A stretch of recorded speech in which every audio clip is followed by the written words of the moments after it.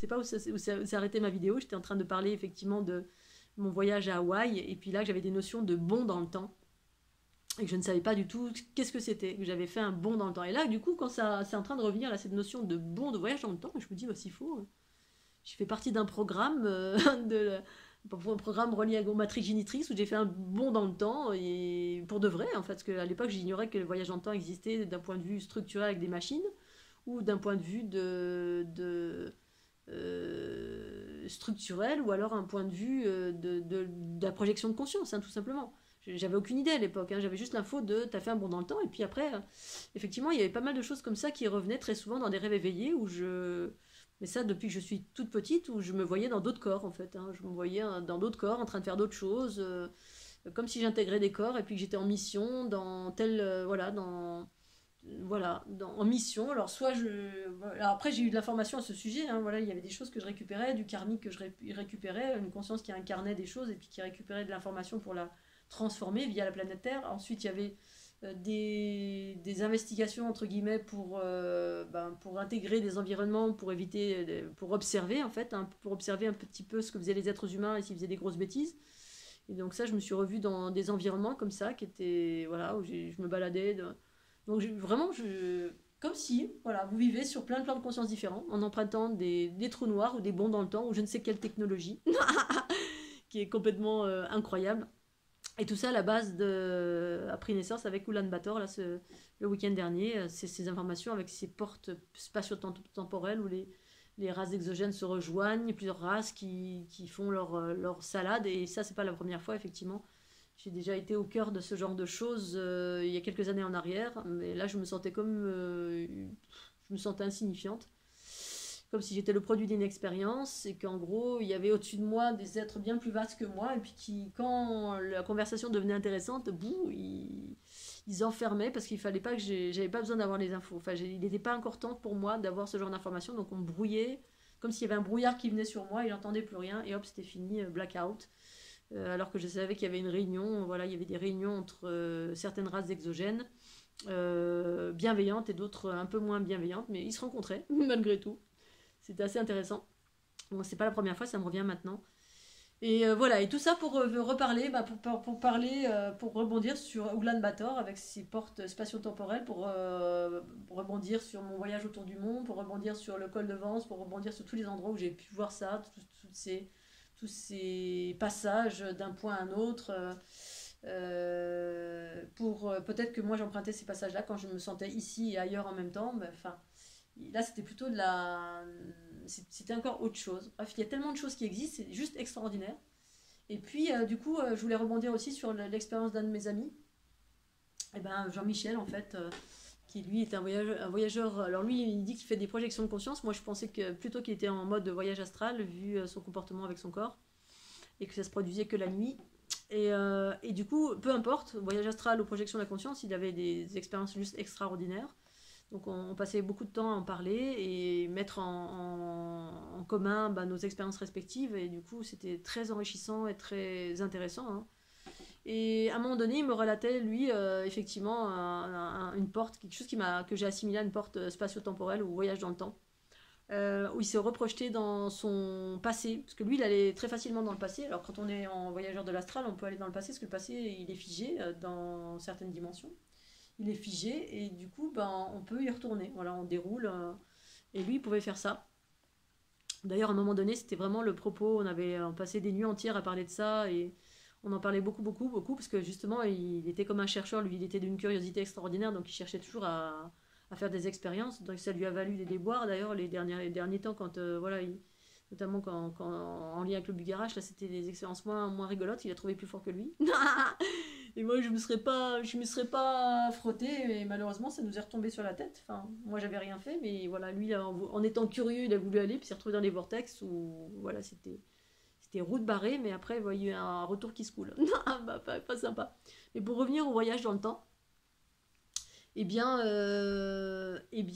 il s'était retrouvé quand il était petit, voilà, parce il a été élevé, il a vécu en Afrique. Et quand il était un peu adolescent, je crois, il était nostalgique de l'Afrique. Parce qu'il il a vécu jeune en Afrique et puis il a dû rentrer en France parce qu'il était malade. Et il est rentré en France et a vécu le reste de sa vie en France, mais en ayant des super souvenirs de l'Afrique, très très forts, avec les bruits de la jungle, les singes, etc. Tati tata. Et puis un jour, il jouait dans sa chambre, et puis il était très nostalgique de l'Afrique, et puis il s'est mis à penser fortement à l'Afrique, et il s'est retrouvé en Afrique. Il s'est retrouvé en Afrique directement.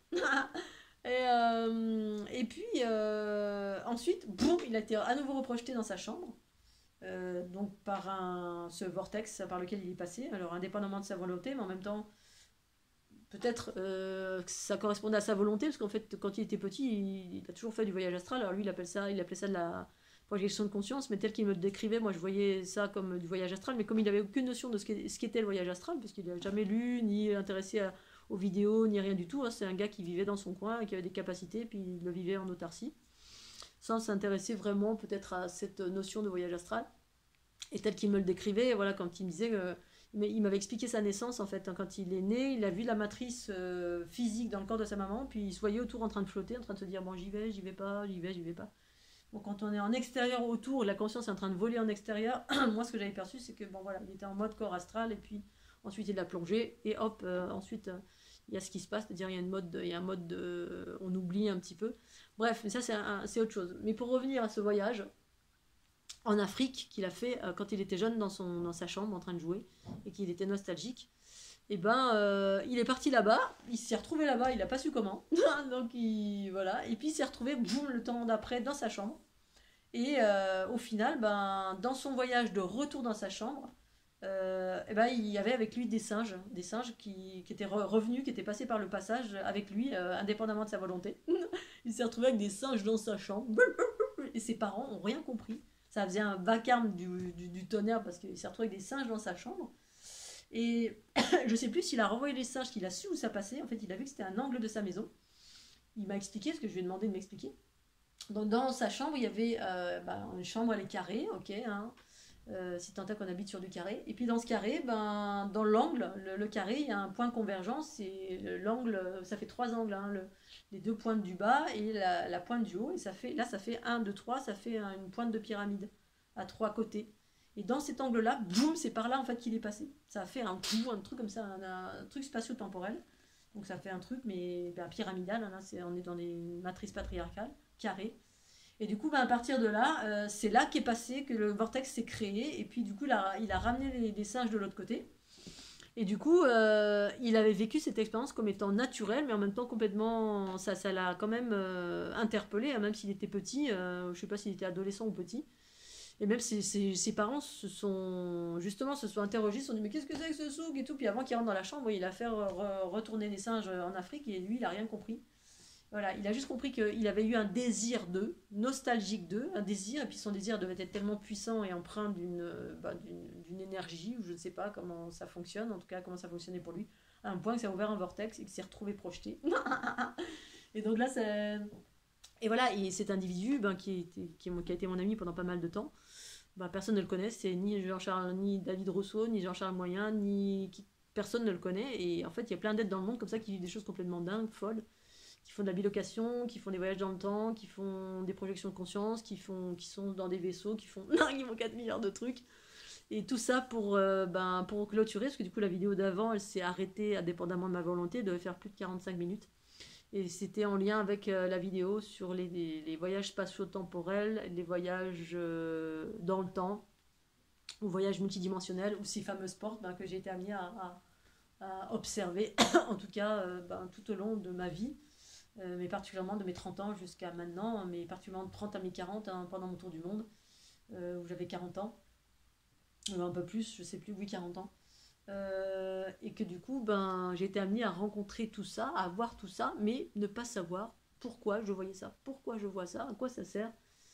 Je savais bien que j'étais en lien avec, si je le voyais, c'est qu'il y avait une raison, et je m'étais dit, un jour je le saurais. Donc voilà, après j'ai eu vraiment de l'expérience, de la conscience au niveau de ce qui se passait dans mon corps à moi, et qui vient me remettre en lien là, avec Basiago, là, Andrew Basiago, qui au final, de ses expériences de porte du temps, mais mécanique, à en revenir à... Finalement, ils ont laissé tomber tout ça pour en revenir à l'intérieur de lui, et de s'intéresser au final à l'individu, l'être humain, comment on fonctionne, et qu'au final, on a cette potentialité autour de nous, en nous, en nous particulièrement, outre le fait de construire des trucs extérieurs qui amènent à dérégler parfois les réalités qui à la base sont très bien faites, très bien ordonnées. Mais il s'agit pour ça, à mon sens, d'aller vers la connaissance de soi et aller vers un processus d'unité qui permet effectivement, je pense, à terme, d'utiliser ces fonctionnalités, mais ce dans la sagesse et l'équilibre, plutôt que de passer son temps à faire des bêtises. Ou, et parfois, certains êtres, sans qu'ils l'aient demandé, voilà, ont ces fonctionnalités. Après, ça dépend, c'est pas en fonction de leur niveau de conscience, mais c'est en fonction de leur origine, c'est-à-dire les origines entre guillemets E.T., l'ADN E.T., et qui font que certains ont des fonctionnalités de cette nature diverses et variées, parce qu'on est à l'aube de découvrir encore 4 milliards d'autres choses, si tant est qu'on en soit là, à découvrir toutes ces choses extraordinaires, et puis d'être sur ce chemin de bienveillance, tout en étant sur un chemin de bienveillance et d'unité et d'amour. Mais ça, c'est le propre de chacun. Allez, je vais m'arrêter là, je vous fais des gros bisous Scooby-Doo, et puis je vous dis à tout bientôt, et tchuss, que la vie soit belle.